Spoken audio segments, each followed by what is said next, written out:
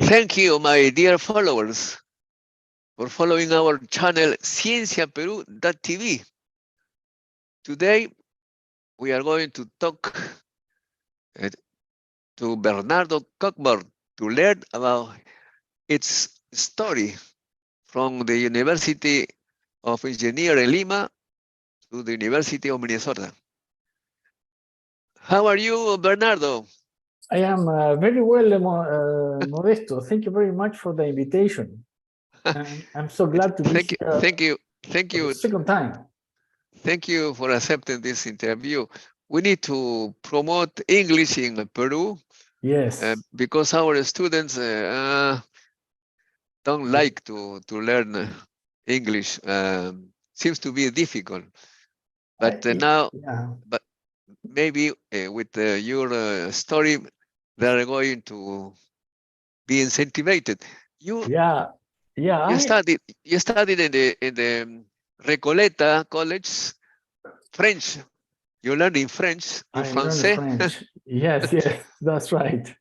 But at the university, you were forced to learn English because our books were in English, isn't it? That's right. That's right. Yeah. You know, in my case,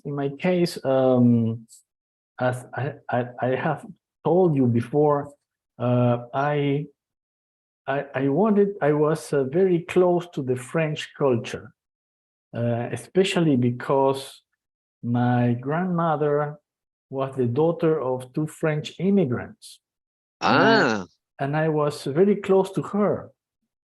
So I thought that English was no good, no good, and also you know, given the history of the relation between the United States and Peru, and then at that time was Velasco. it's true. It's You true. know, I Yes. I didn't I didn't I didn't want to be associated with Yankee imperialism, right? It's true. Yes, and it was also the time of atom bomb in Mururoa. Yes, and the there was a movement of the third line or something like that. So there was this front of the third world countries, right? So I was not very fond of the Anglo-Saxon world. I was more fond of the French world. French war, yeah, But this is just because of a personal attachment, right? And your then grandmother was French? she was not French. She was not French, but her parents were French. Yes. Ah, yes. Yeah, so Yes. um, you have a French ancestor, huh?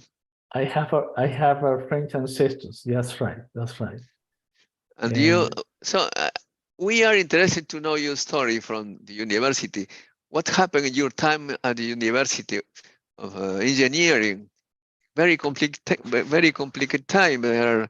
it was a very complicated time because I became a cachimbo in '73, and I recall that in 1970 the military entered into the university and disrupted all the uh, student student movements and things like that. So when I entered at the university, things were a little bit quieter, and they were building up slowly again. There were some old guys from the past that had been have seen their career interrupted by this military intervention, and so they decided to continue after 2-3 years, right? So I got to know about that through them. But you know, at that time, everything was very collegial. It was people could discuss different points of view without animosity, and you know, or without putting labels on you.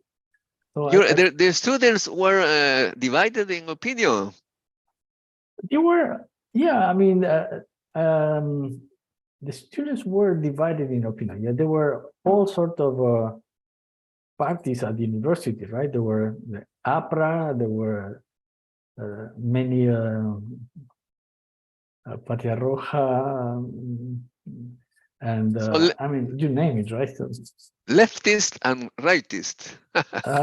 they were mainly leftists, and a tiny minority of rightists. You Very, were, and you were in right or left? I always consider myself a lefty.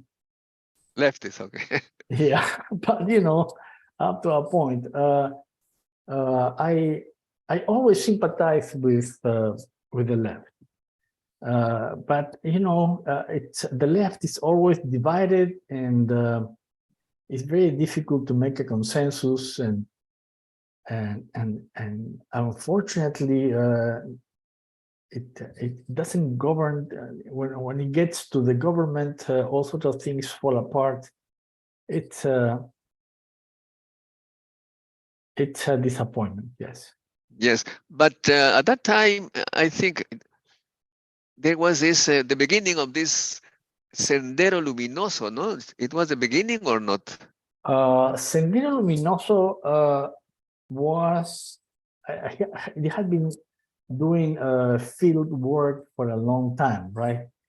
And in the 73, I don't remember seeing Sendero people there. Not yet, not yet. Not yet. I think they went into the underground. They went to the underground as a preparation for the Popular War in 76. So yeah, I think that they disappeared in 76 from the university, and then in 80 they started the war. So at the beginning it was very pleasant. The ambience was very pleasant. Then later was not pleasant at all. Not pleasant at all. It seems to be that this military coup d'etat was the beginning, the how do you say this? The the fire that began the bad debate between students, because before military, students were concentrated in these studies very hard, but because the coup d'etat, people began to discuss politics, not science but politics. Also, of course, Yes, yes, science, and but right, and I also remember that at the university there was science institute, and it was a very high quality, and the students kind of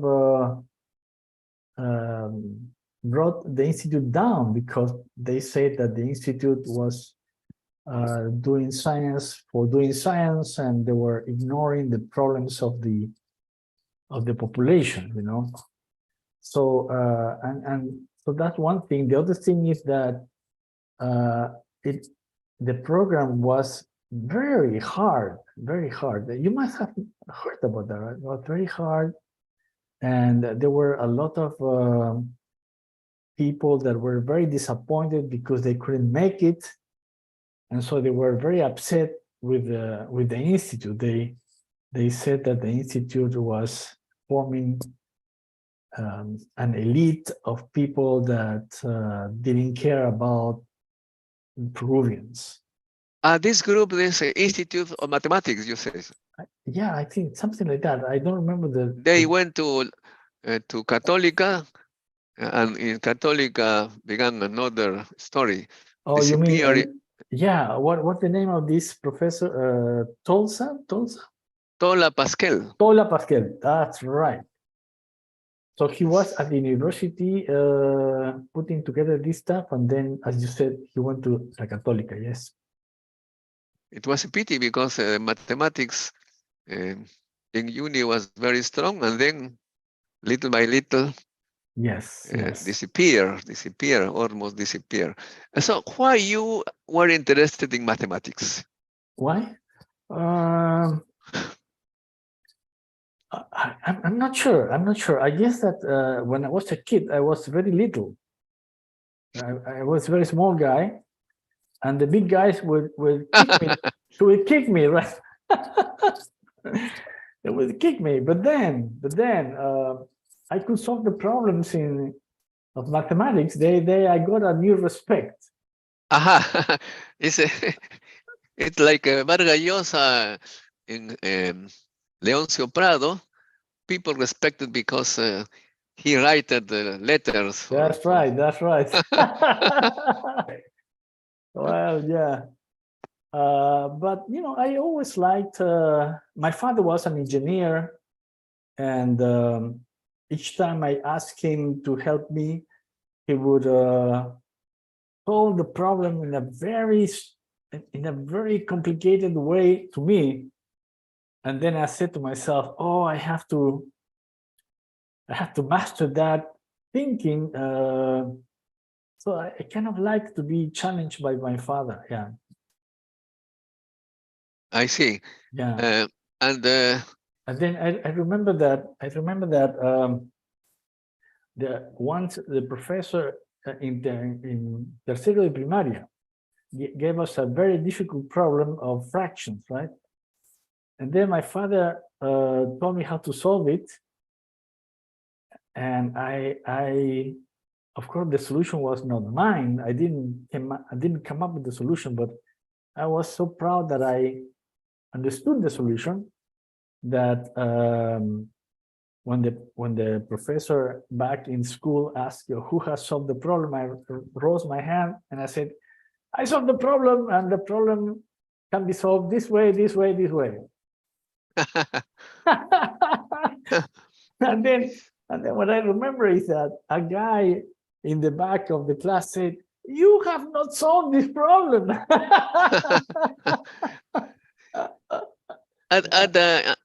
did you enter to the University of Engineer on the first try or second try? It was in the first try. Yeah, first try. Oh yeah, you were a strong student. You were I'm not sure. you were Yeah. prepared in some kind of academy or Yeah, I was parallelly. Hmm?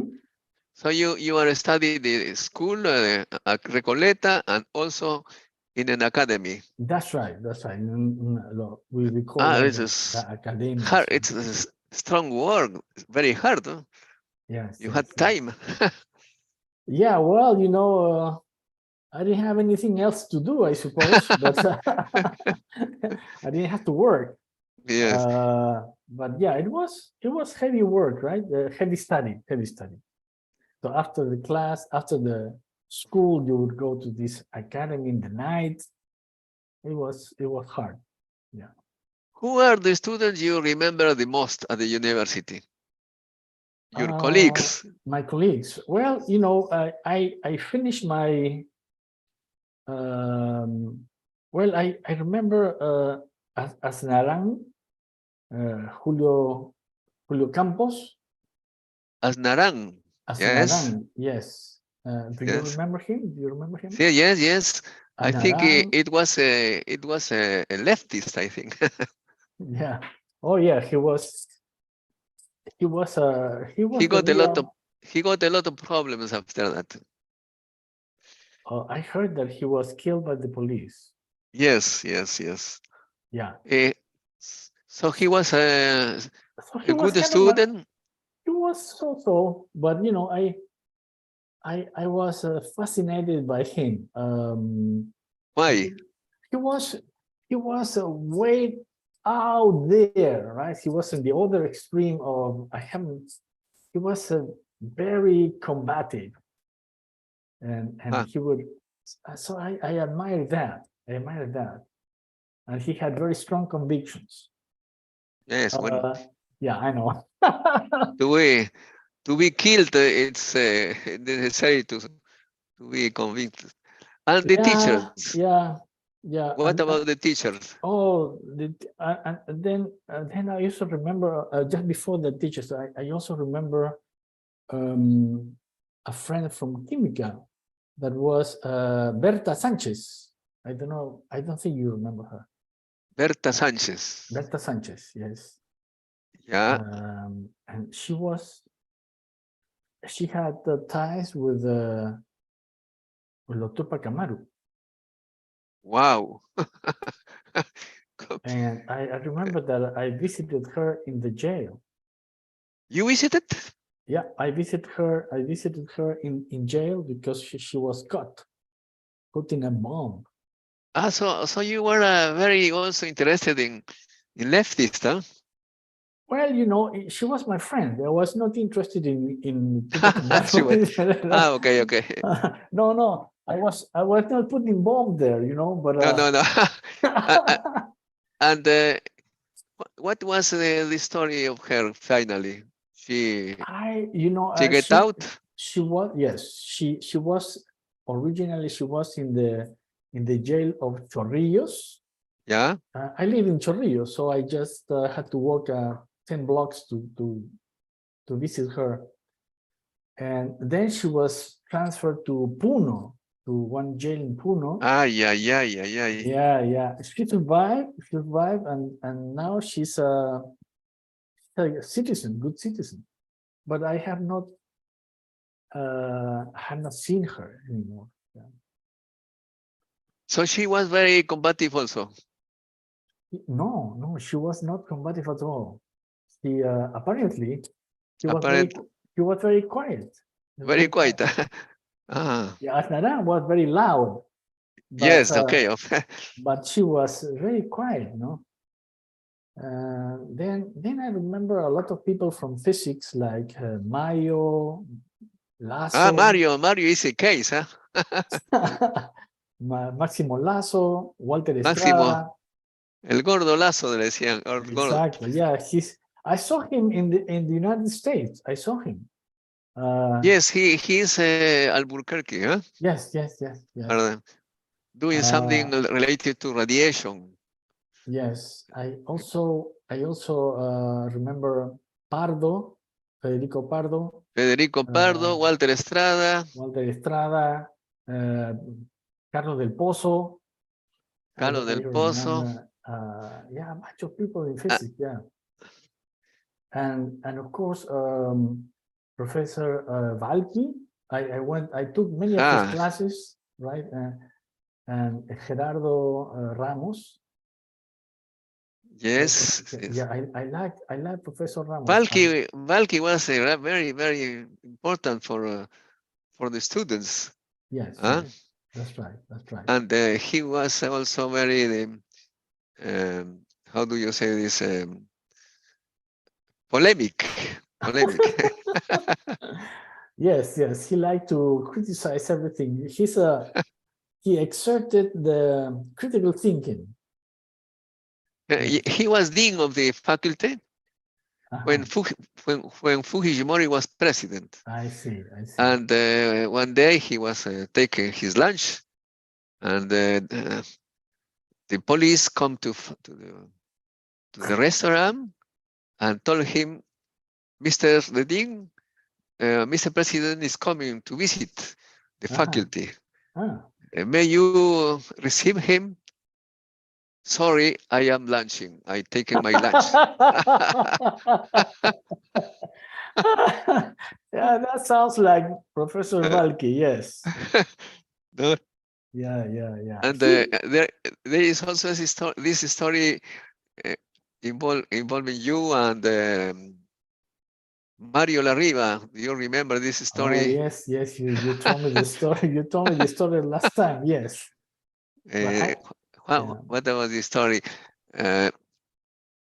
Valky asked Mario to solve a problem at the blackboard, and Mario it didn't solve correctly. And Valky said, I am going to show you how to solve this problem at the blackboard. He began to solve the problem, and Bernardo Cokburn raised a hand and said, Professor Valky, I think you are committing an error there. Valky looked the problem. Yes, of course, but sorry.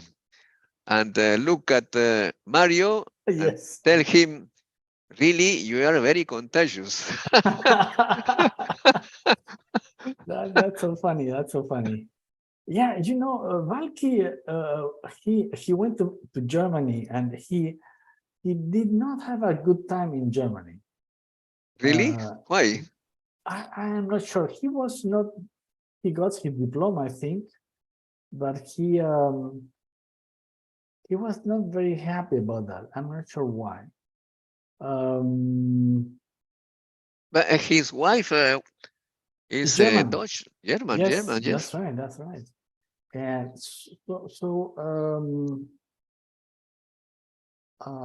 And he was very productive. I think he has 7 kids.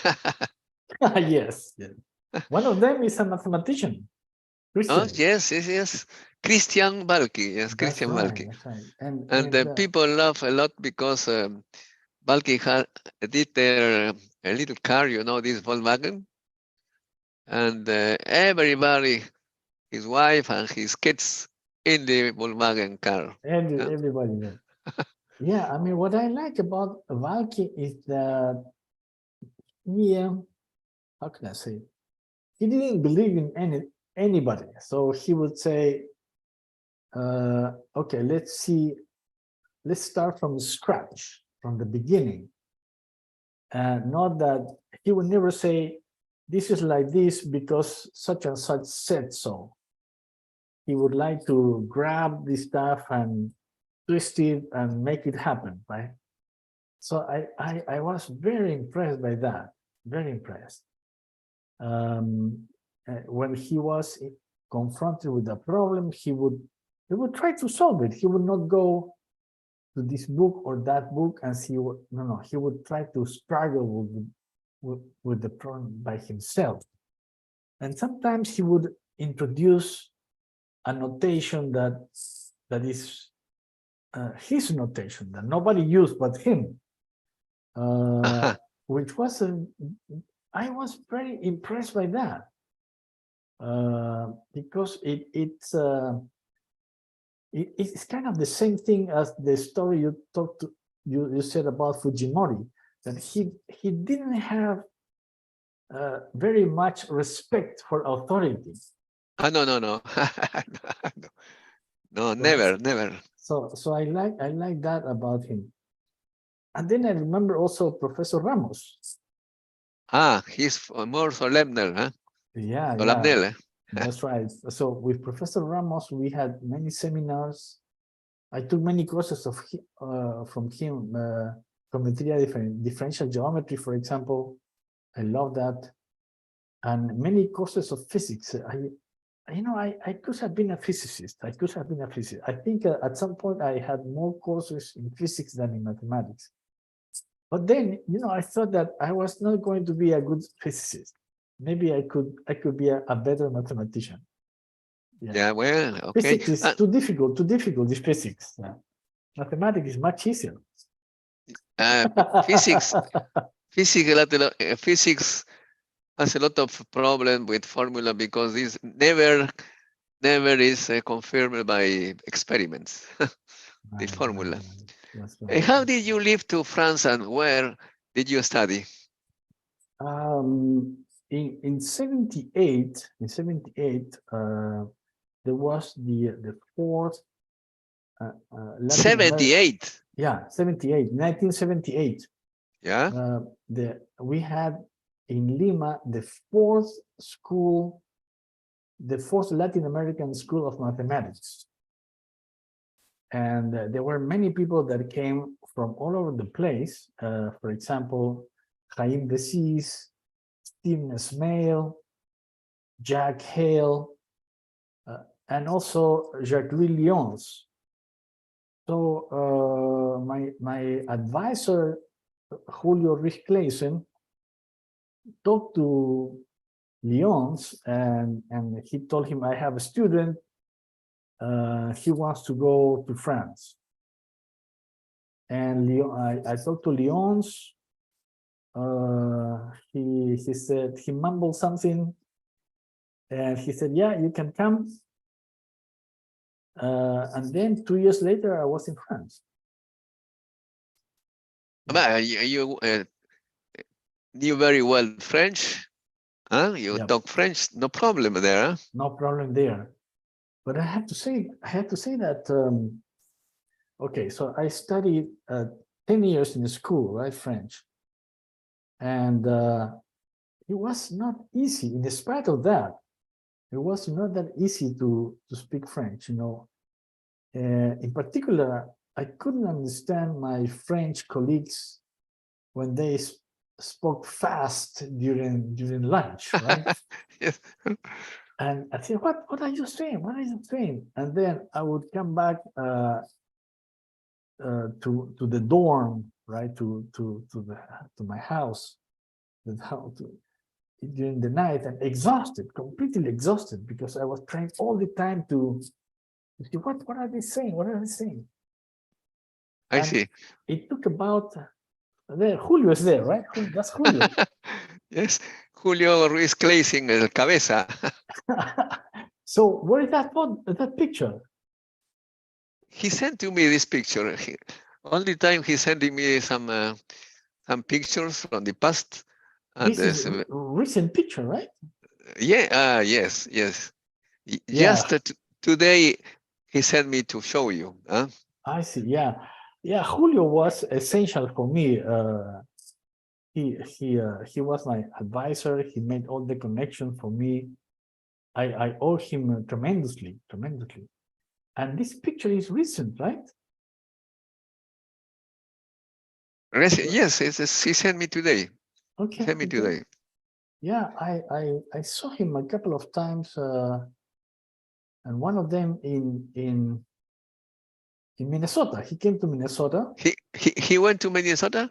Yeah, he came to Minnesota, I think, a couple of times. Uh-huh. And in one to research or just to visit? Just to visit. And in the first one, he wanted to give a talk, so he gave a talk, and people were very impressed by him. And the second one, he didn't go to university, but he told me that I have to help him carry a printer. So he had bought a printer by email online, and so we had to go to the Mall of America to pick it up.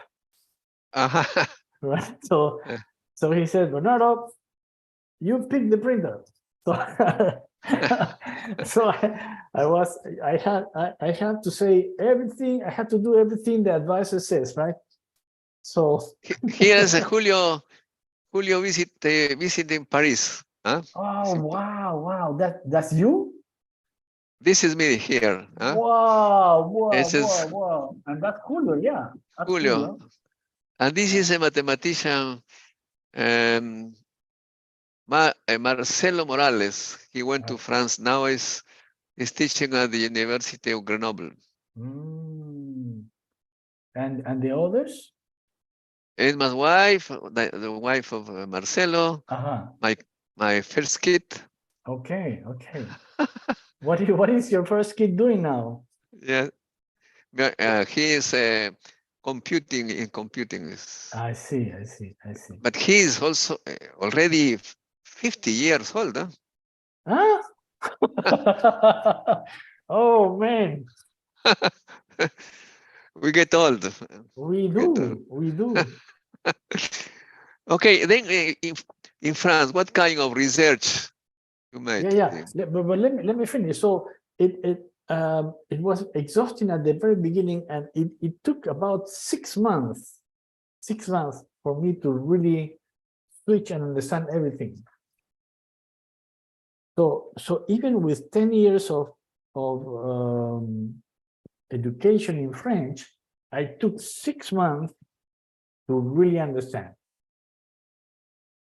So it's difficult to learn a language very well. Very difficult, yeah.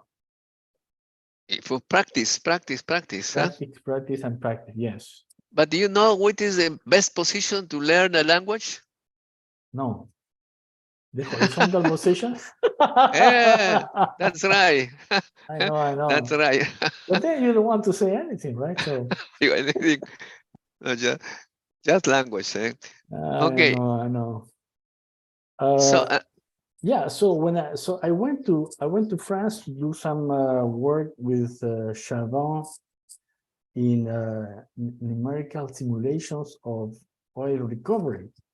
But when I went there, they had another contract with the industry, and they changed me to another project. So this project was a project of prospection.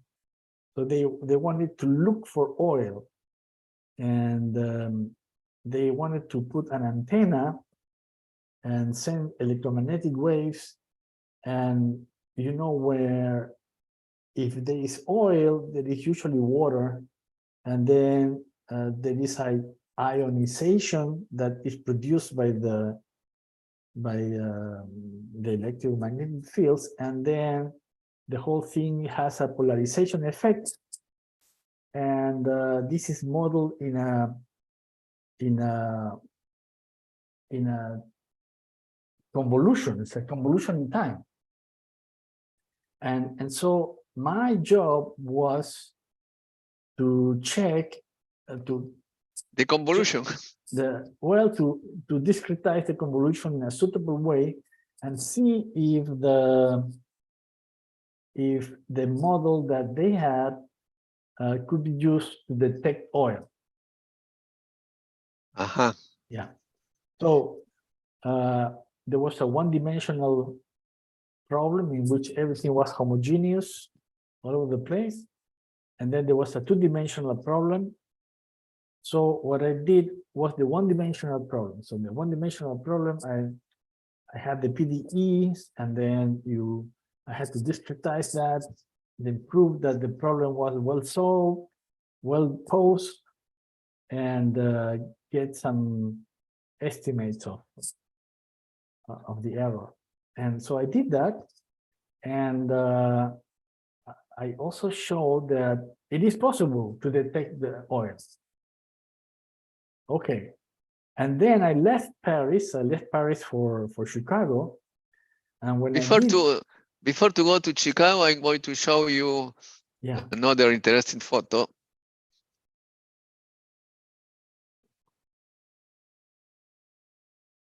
Oh wait, that's Valky, right?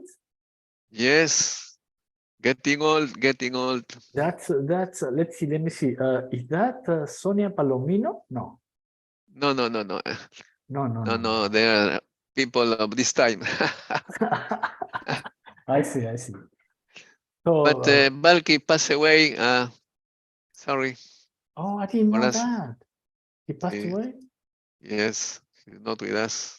Well, he's very popular with women, I can see. Yeah. Of course.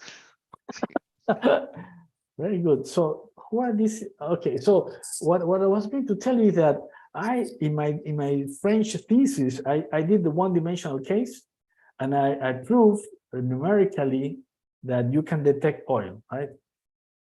And then my successor had to do the two-dimensional case, and he proved that you cannot detect oil. So it was a lot of effort for nothing. So you showed that's not possible. It was not. I showed it was possible. They showed it was not possible, because my assumptions were that everything was homogeneous in the horizontal direction, right? And they didn't have that assumption. So with my assumption, my results were correct, but in real life, my results were completely useless. Completely useless. So a lot of work For for, nothing. for nothing. Okay, you went to United States. How was the story of that? Okay. So what happened? What happened was that uh, I I liked the life in France because, as I told you, I was never going to go to the core of The capitalism. the core of the capitalism, of the Yankee imperialism. So, but then I tried to get a job in France, and I didn't get it. I didn't get it. And then At the university? at the place I was at this applied math institute I was at, it's called INRIA. INRIA. So I applied to INRIA, and somebody else got the position, so I didn't get the position. It's a pity. Yeah, well, no, not really, because I'll tell you why. Because this there was a lady who got the position, and this lady was a student of Jim Douglas. And then I said, who is this guy, Jim Douglas? And then I got to meet him because he visited us, and he visited her, and he visited us. And then I got to know that he was a very big shot, a big Un gritón. mathematician. No, it was big shot means that he's a great mathematician. He's an important. Yeah. He's an important mathematician. And then I said, una vaca sagrada. Exacto. And then I said to myself, I want to work with him. Of course. So you know, when he was in Paris, I approached him and I said, Professor Douglas, I would like to do a PhD with you. And then he started to ask me, what kind of courses do you follow? What kind of things do you know? And then he was very disappointed with he was very disappointed with what I had told him. So he asked he asked his student, this lady, about me, and she said, no, he's okay. His English is very bad, but that's all. And so this professor had worked with many South Americans before, so he said, sure, come to the University of Chicago. So that was it. And then I had to pass the TOEFL. So at that time, you needed 550 points to pass. And so since my English was a disaster, I bought a big, thick book about the TOEFL. And this book had 6 TOEFLs, right? So in the first, so I six TOEFL exams to practice. So I practiced the first one, and I got 580. Then I did the second one, and then I got 570. And then 560. It was I said to myself, this is a disaster. I will never pass. So when I took the TOEFL, I got 555. Yeah. But you know, I told Professor Douglas, I am not going to pass the exam. And then he said, oh, don't worry. We'll try the exam, and they will see if you don't pass. Then we have ways. So I guess that the message is that the most important thing to go to an American university is to make a solid contact, and also to the French university. Contact. You have to have if you can, Contact, a colleagues. yeah, a contact for personal contacts. Yeah, that's the Yes. most important. Connections, huh? Connections. I mean, for example, when I became a professor here, many people. Also for connection, you need a lot of relations, letter of recommendations. Yes. That's right. And I mean, for example, when let me tell you the story from the other side. So now I am a professor, and then, for example, there is this student from Nanjing in China, and he sends me an email saying, "Professor, I want to do a PhD with you. These are the courses I have done. These are my grades. And I also have done an internship somewhere there, and I have read your papers, and I obtained these results, and I am interested in a continuation of these things." And then I thought to myself, well, this guy is good. I want this guy. So I go downstairs to the admissions committee, and I say, I want this guy, and sure enough. So the guy had to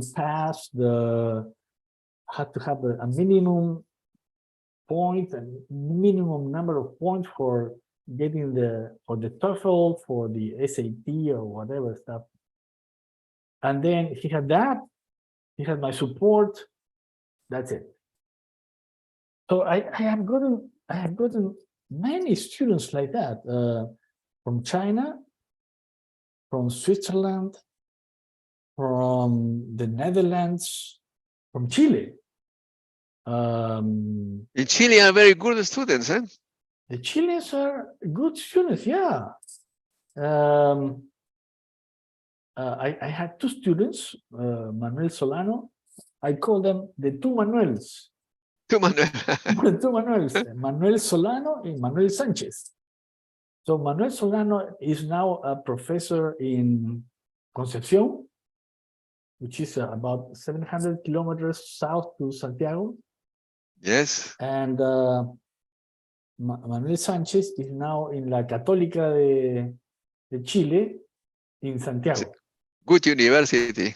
Yeah, very good university. And they are doing very well. I'm so proud of them. So, I was telling you that maybe it would be a good idea. I mean, I would have loved to have Peruvian students like them, right? For some reason, I mean, maybe for some reason they don't learn English pretty well. Yes, this is the reason we have this program to convince people to learn English. Yeah, not for us. That's right. I mean, let me tell you what I have learned, right?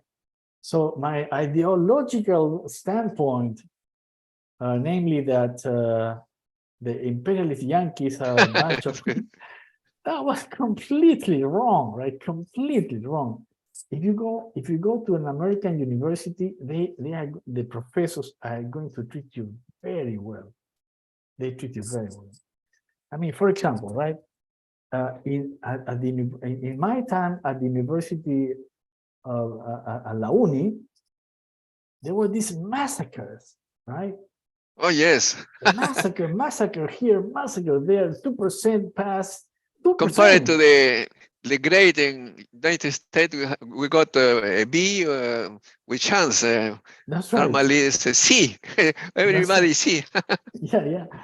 But if this happened in the United States, they don't think that this is good. They think that this is very bad, because the students have to respond to what it has been taught. If you have 2% of people that understand what you have taught, what you taught is wrong. You are the problem. You are the professor is the problem, not the students. And then what I have seen at the uni is that at UNI, which is a pity, is that there is a professor that writes a book, and from that book, the problems in the exam come. Everybody buys the book because they don't want to be massacred by this thing. I see. I see. Yeah. So it's a business. It's a business, and the student is lost in the process, right? They don't have the student best interest in mind. So I mean, you can still write your book and give it to the student. If the book is good, the students are going to buy it. But you don't have to threaten them with a horrible massacre if they don't buy your book. Yeah. Yeah, this is to buy the book to learn something. And I think in this moment in United States, there are a kind of discussion about education. I read that something, I'm going to show you something here. Okay.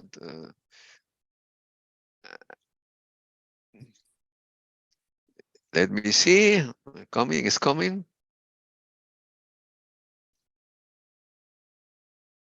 The Silvia Legreto, labor economist and co-chair, Center of Way and Employment Dynamics. Teachers literally have the future of the country in front of them every day. Yep. And in United States, there is a big discussion about the so-called core contenu, something like that, because every state has to be independent to teach them things. Oh, I see. Yeah. Do you heard about this discussion?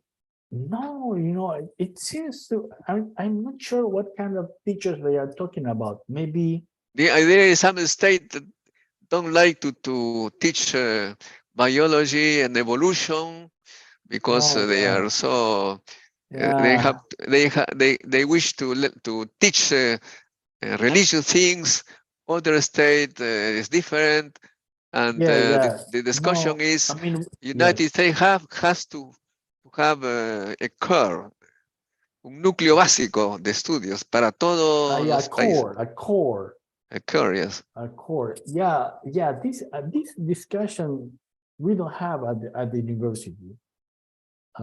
But they must have that at the college levels, high school, college, and primary education.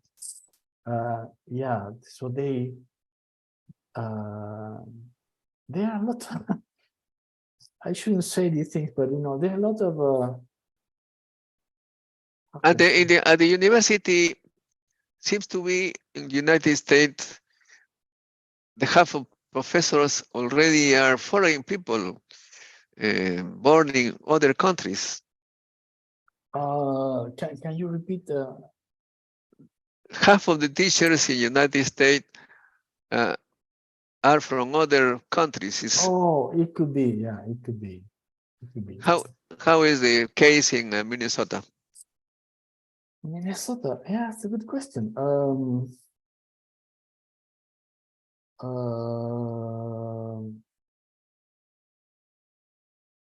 Yeah, I mean, for example, recently, yeah, it is true that I have not counted, but in our faculty in the math department, we have people from Russia, from Ukraine, from Belarus, from China, from Panama. We have one lady from Panama. I am from Peru. And there are a lot of Chinese. We have about 6 Russians, 6 Slavic. More than that is Chinese. Yeah, it's a big percentage. It's a big percentage of from Israel. We also have from Israel. Yeah, it's and now they are trying. We don't have too many women, so they are trying to hire more women. Yeah. Yes, that is now it's necessary. Yeah, I mean, yeah, everywhere, yes, everywhere is the problem. We need more women because the half of the humanity are women. And finally, Bernardo, yeah, everybody is talking about artificial intelligence. yes. All the time people are speaking about. What is your Well, idea about okay. So this thing? let me say a couple of things before I begin. First, I am not an expert in artificial intelligence, right? Uh, but I think that many of the people who talk about artificial intelligence, Doesn't know. they have an intelligence which is artificial. You know, I think on the other hand, I just being a little bit serious. Some people confuse artificial intelligence with data science and machine learning. That's not artificial intelligence. But this thing of data science and machine learning, it's beginning to become very popular, and there seems to be some mathematical issues that are interesting. Unfortunately, I cannot give you a kind of polished description of that because I don't know that myself. But I think that there is something to it. On the other hand, there is a lot of it's like a fad, right? It's like a fashion, and then Yes. people say, right? La People say, moda, la oh, moda. yeah, it's la moda. Oh, yeah, yeah, artificial intelligence, machine learning, we can do everything with machine. No, that's not the case. Not the case. And then when you kind of go into the nitty gritty of the thing, is that, well, I mean, for example, when we do numerical analysis, one of the first things we do is approximation theory. How do you approximate a function, right? Now, this is the basic thing that we do. And so you go into, I don't know, some formalism, and you see the need of studying several of the spaces, not too much, but some, and so on. So essentially, approximation theory is what we call an approximation to the identity, right? Because you're not solving any PDE, you just have to solve the equation U equal to F. So U is equal to F, and then you have to approximate U. But with machine learning, you don't know the identity, right? You don't know the identity. You know some information about the identity, and you are guessing what is the rest of the identity. So for me, machine learning is not inverting the identity, but inventing the Invented. essence. It's an invention. I don't. Do you remember this story about? It was blind people touching something Oh yeah. and guessing what was the Oh old yeah, thing. yeah. Yeah, that's right. This elephant, and there were 10 Yeah, blind people saying, "Oh yeah, the elephant is a pointy thing, or the elephant is." it's Uh, something like that. it's something like that. Yes, yes, it's something like that. And you know, they have some probabilities. I don't know exactly what's going on, but and we have 3 colleagues doing that in the department. What can I say, man? It's not my cup of tea. Okay. It's not So my cup you of tea. numeric analysis. I remember my thesis, bachelor thesis at that time. It is necessary bachelor. It was to solve an equation, differential equation, to solve a trajectory of a Mhm. particle. Yes. But it was by approximation. Yes. Little by little, at that time, delta time, delta t, Yes. very little, and you go Exactly. little, Exactly. advance. Yeah, that's right. But the problem at that time was every microsecond, the computer took 1 minute to calculate. I'm talking about this the year 72 in Lima, and there was not an ecran like this. It Yes. was a roller, a roller doing that and pencil to Yes. Yes. designing Yes. the Yes. Yes. trajectory, no? Uh, So I, I know this approximation and the numerical treatment. yeah, the computers. I mean, when I arrived to this university, they have a supercomputer they call the Cray, The Cray, CR, yes. the The Cray. Cray.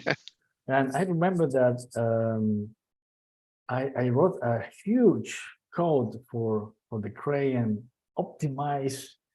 It was super optimized, and I could run with millions of unknowns per time step, right? I was so happy with it, so proud of that. And then one day I heard that the company Cray had disappeared. There's no more Cray. So, and all my efforts was for nothing, you know. Begin again. Yes. Uh, and Was and then people started to, and the machine started to grow and grow and grow in power.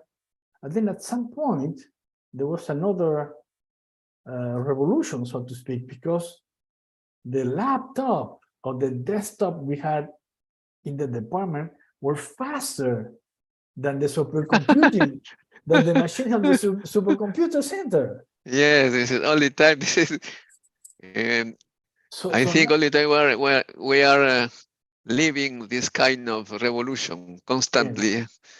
You yes, need to learn many new things. yes, yes. I spent some time in Carnegie Mellon Institute, a computer center there, very big computer. Oh, yeah, they are very good. And people there was really concentrated on this kind of things. Well, Bernardo, Yeah, thank you very much to this for my this pleasure. conversation, My pleasure. and we are going to follow our connection to Absolutely. convince our student to learn English. Yes. How can you say them? How, ¿Ah? yeah. Una proclama revolucionaria por el inglés. Well, you know, if you want to, I mean, nowadays, nobody, everybody writes papers in English. Everybody. The French used to say the French is the language of blah blah blah. It's not true anymore. Even the Russians who are so proud of Russia here, Russia there, they don't write papers in Russian. So it is, if you want to learn, the best books are in Russian, the best courses are in English. Even if you have ideas to the left, like I had before, you have to give them up and start learning English from the, for a long time so that your English is very good. And then you will be able to go to the big universities like Caltech, MIT, and so on. I mean, for example, my student Manuel Sanchez had a student, Genaro something, in La Católica, and Genaro got admitted to do his PhD in MIT. Huh. So it's like my grandson, right? My grandson, my grandson went to MIT, not only because he's good, but because English. he has learned English. So I would encourage all of you to follow the path, not the shining path, but follow the path of Genaro. But Genaro. In which year you were in France? I arrived to France in October of 1980. 1980. El 80. So you, and the Were you there? 81st was there. You were in there, eh? I was there. Were you there? With Mitterrand? Yes, yes. That's right. I was. Yeah, because Mitterrand, somebody asked him if he speaks English, huh? And he said, "I don't speak English, but very well French." And Yeah. I think he make a decree. The French scientists have to speak in French in every conference. I see. So I remember one conference in Trieste, one French physicist said, my president asked me to speak in French, but I'm going to obey not completely. I'm going to talk in a bad English. Yeah. The international language of science is bad English. But it Okay. takes, yeah. See you. Thank you very much. Yeah. See you. Thank you, my dear followers. We continue on this path of knowledge, English, science, everything. Ciao, ciao.